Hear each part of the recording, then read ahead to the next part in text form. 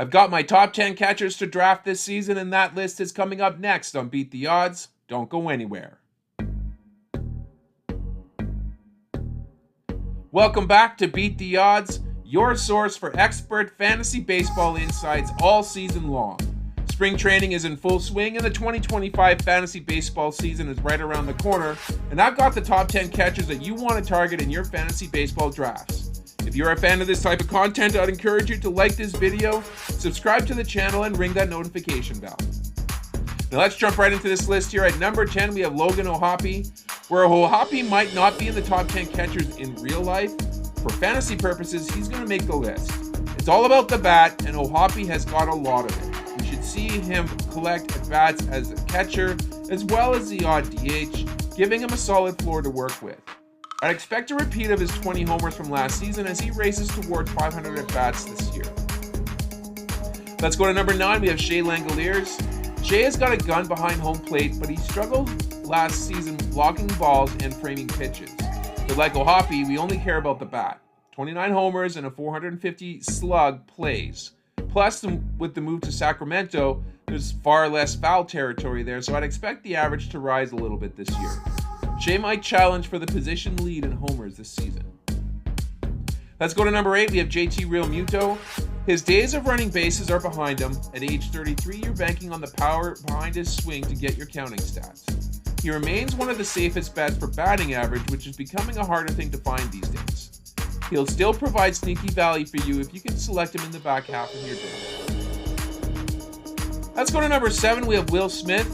Now, he should be a DH if it wasn't for his arm behind the plate and the fact that they roster someone named Shohei.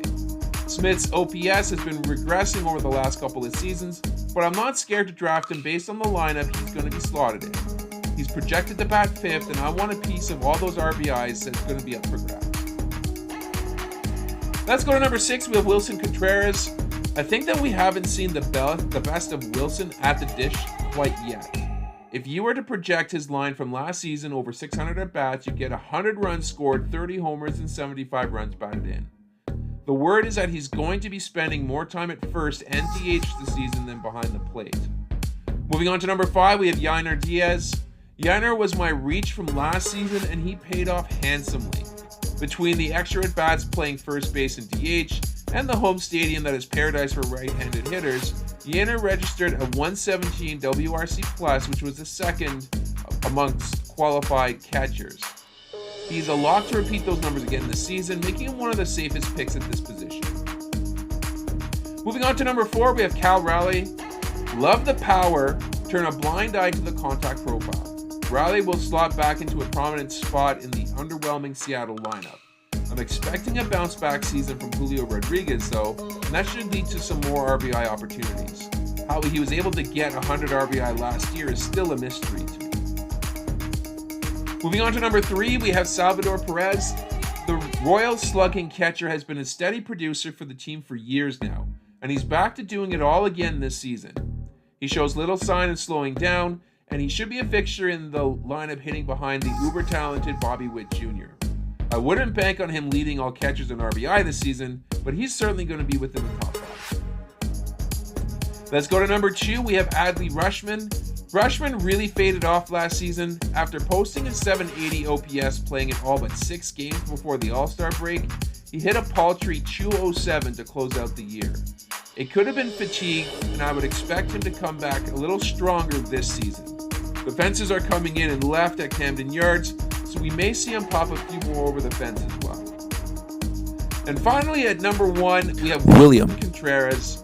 Love the ballpark, love the role. He's arguably the face of the franchise, and he's a huge part of the offense. He's entering his age 27 season, and he's coming off a year where he was in the top 6% of the league in average exit velocity. He also carries a 365 on-base percentage, putting him in a great position to score some runs.